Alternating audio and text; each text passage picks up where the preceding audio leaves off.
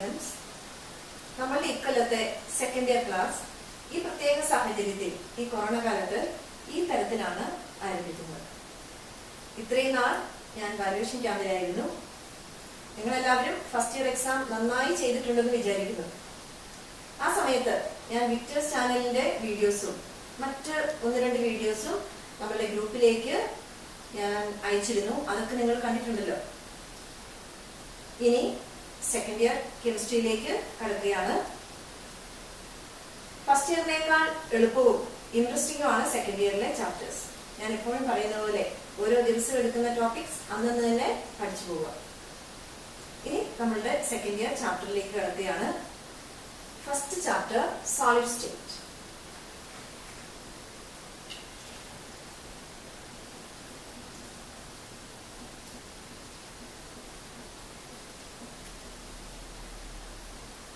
മാറ്ററിന്റെ മൂന്ന് ഇമ്പോർട്ടന്റ് ആയിട്ടുള്ള സ്റ്റേറ്റ്സ് ആണ് സോളിഡ്, ലിക്വിഡ്, ഗ്യാസ്. നമ്മൾ ഫസ്റ്റ് ഇയറിലെ സ്റ്റേറ്റ്സ് ഓഫ് മാറ്ററിൽ ലിക്വിഡും ഗ്യാസസും ഡീറ്റെയിൽ ആയിട്ട് കണ്ടതാണ്. സെക്കൻഡ് ഇയർ സ്റ്റാർട്ട് ചെയ്യുന്നത് സോളിഡ് സ്റ്റേറ്റിലാണ്. എന്തൊക്കെയാണ് സോളിഡിന്റെ പ്രത്യേകതകൾ? അതായത് solids have definite mass, volume and shape. Then the intermolecular forces, that is the strong intermolecular forces, because the intermolecular distance are short. അതായത് പാർട്ടിക്കിൾസ് വളരെ അടുത്തടുത്തായിരിക്കും, അതുകൊണ്ട് സ്ട്രോങ് ഫോഴ്സ് ഓഫ് അട്രാക്ഷൻ ആയിരിക്കും. അതേപോലെ they are incompressible and rigid in nature. The particles are the constituent particles, അതായത് atom, ion അല്ലെങ്കിൽ molecule. They are fixed in their positions and they oscillate in mean positions. ഇതാണ് സോളിഡിന്റെ main ആയിട്ടുള്ള പ്രത്യേകതകൾ. They have definite mass, volume, shape. Then strong force of attraction, intermolecular distance short distance ആയിരിക്കും, അടുത്തടുത്തായിരിക്കും. അതേപോലെ അത് oscillate ചെയ്യുന്നു particles, that is atom, ion or molecules. They are in fixed position and they oscillate in the mean position. അതായത് fixed പൊസിഷനിൽ ആണ്, പക്ഷെ അത് അനങ്ങാറല്ല, oscillate ചെയ്യാണ് in the mean position. They are incompressible and rigid in nature. ഇതൊക്കെയാണ് സോളിഡിന്റെ പ്രത്യേകത.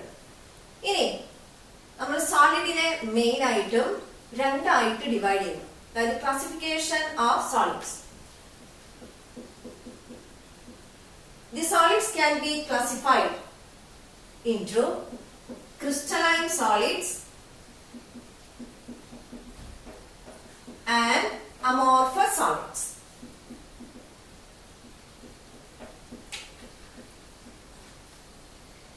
And here this classification depends upon the order of nature of arrangement of constituent particle. അതായത് crystalline solid ആണെങ്കിൽ they have well defined orderly arrangement for the constituent particle. അതായത് ഒരു proper ആയിട്ട് ഒരു systematic ആയിട്ടുള്ള വേയിലാണ് അതിലെ കോൺസ്റ്റിറ്റ്വന്റ് പാർട്ടിക്കിൾ, അതായത് ആറ്റം, അയോൺ അല്ലെങ്കിൽ മോളിക്യൂൾസിനെ അറേഞ്ച് ചെയ്തിരിക്കുന്നത് ഒരു സിസ്റ്റമാറ്റിക് വേയിലായിരിക്കും, ഒരു റെഗുലർ അറേഞ്ച്മെന്റിലായിരിക്കും. But in the case of amorphous solids they do not have well defined arrangement for constituent particle. അതായത് ഒരു സിസ്റ്റമാറ്റിക് ആയിട്ടുള്ള ഒരു റെഗുലർ അറേഞ്ച്മെന്റിലല്ല പാർട്ടിക്കിൾസിനെ അറേഞ്ച് ചെയ്യാം. ആ പർട്ടിക്കുലർ ഓർഡർ എന്ന് പറയുന്നത് ഒരു കുറച്ച് ഡിസ്റ്റൻസിൽ മാത്രമായിരിക്കും. അതുകൊണ്ട് നമുക്ക് പറയാം in crystalline solids they possess long range order and the amorphous solid short range order. The first point, they possess long range order. And the second one, short range order.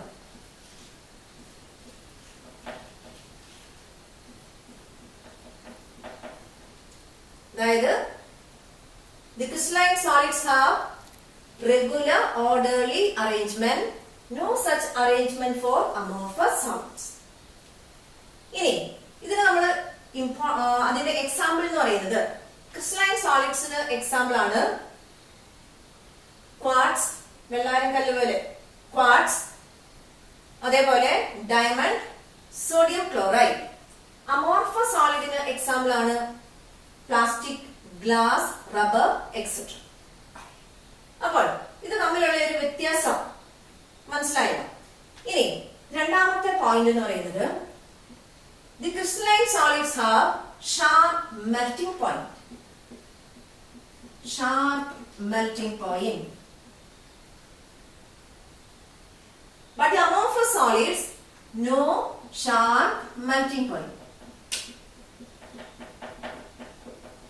അതായത് crystalline solids melt ചെയ്യുന്നത് ഒരു definite, ഒരു fixed ടെമ്പറേച്ചറിലാണ്.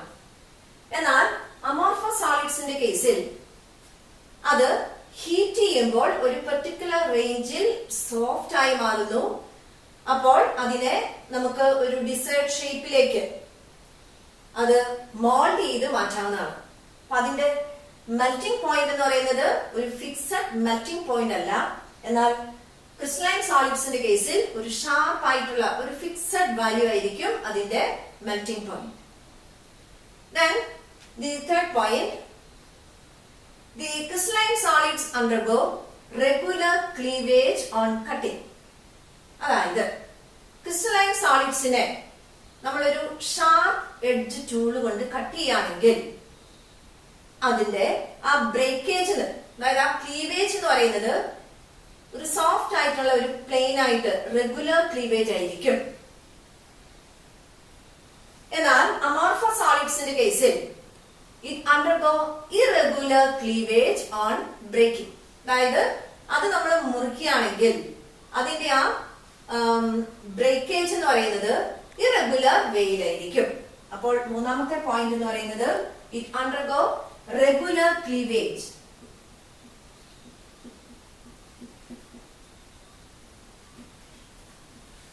Regular cleavage on cutting, and the other one irregular cleavage.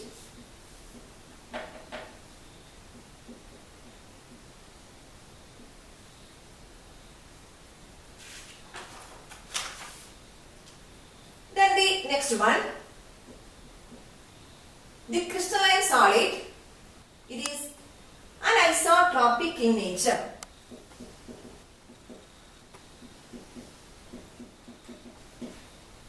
Important ആയിട്ടുള്ള point ആണ് anisotropic nature.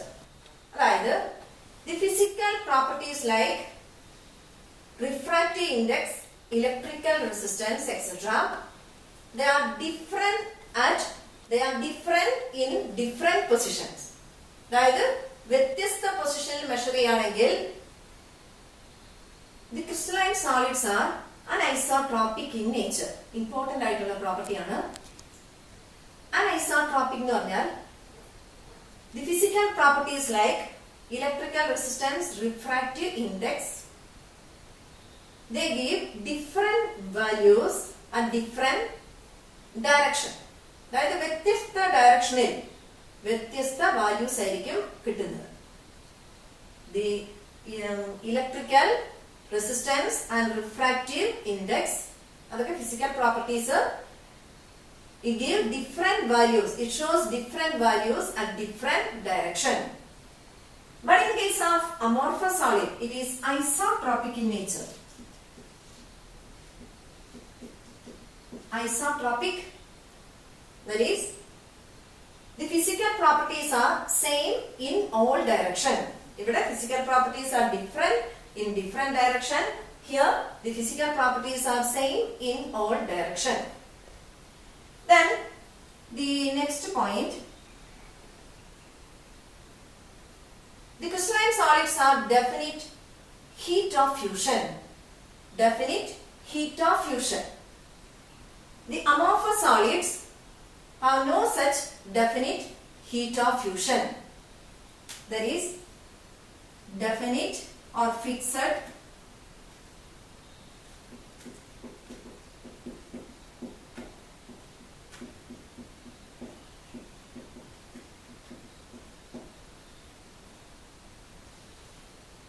they do not have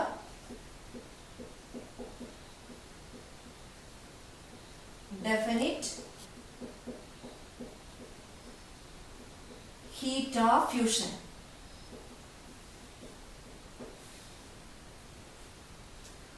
അതായത് solid liquid ആയി മാറാൻ വേണ്ട എനർജി, അതാണ് എൻതാൽപ്പി ഓഫ് ഫ്യൂഷൻ അല്ലെങ്കിൽ heat of fusion.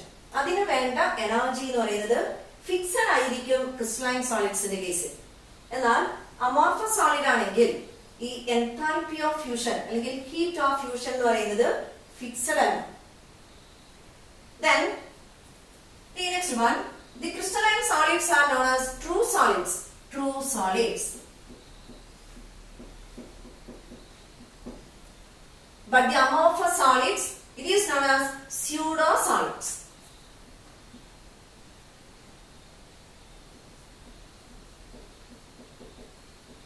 Pseudo solids. Crystalline solids എന്ന് പറയുന്നത് true solids ആണ്. എന്നാൽ അമോർഫസ് സോളിഡ്സ് എന്ന് പറയുന്നത് സ്യൂഡോ സോളിഡ്സ് അല്ലെങ്കിൽ സൂപ്പർ കൂൾ ലിക്വിഡ്സ് എന്നാണ് പറയുന്നത്. നമ്മൾ ഫസ്റ്റ് ഇയർ കണ്ടതാണ്. The window panes of very old building are thicker at the bottom side than the top. അതായത് അതിപുരാതന കാലത്തെ ഗ്ലാസ് വിൻഡോസിന്റെ അതിന്റെ ബോട്ടം സൈഡ് ടോപ്പിനേക്കാൾ കട്ടി കൂടിയിരിക്കും. എന്തായിരുന്നു കാരണം? The glass is highly viscous in nature. It flows very slowly. ഓർമ്മയുണ്ടല്ലോ first year പഠിച്ചത്. അപ്പോൾ ഇവിടെ ഗ്ലാസ് എന്ന് പറയുന്നത് ഒരു സ്യൂഡോ, അതായത് അമോർഫസ് സോളിഡ് എന്ന് പറയുന്നത് സ്യൂഡോ സോളിഡ് ആണ്. സ്യൂഡോ എന്ന് പറഞ്ഞാൽ അറിയാലോ, വ്യാജം. അപ്പോൾ സ്യൂഡോ സോളിഡ് ആണ്. അത് ഫ്ലോ ചെയ്യുന്നു, താഴേക്ക് ഫ്ലോ ചെയ്യാൻ കഴിവുള്ളതാണ്. അതുകൊണ്ടാണ് അതിനെ super cool liquid or pseudo solid എന്ന് വിളിക്കുന്നത്.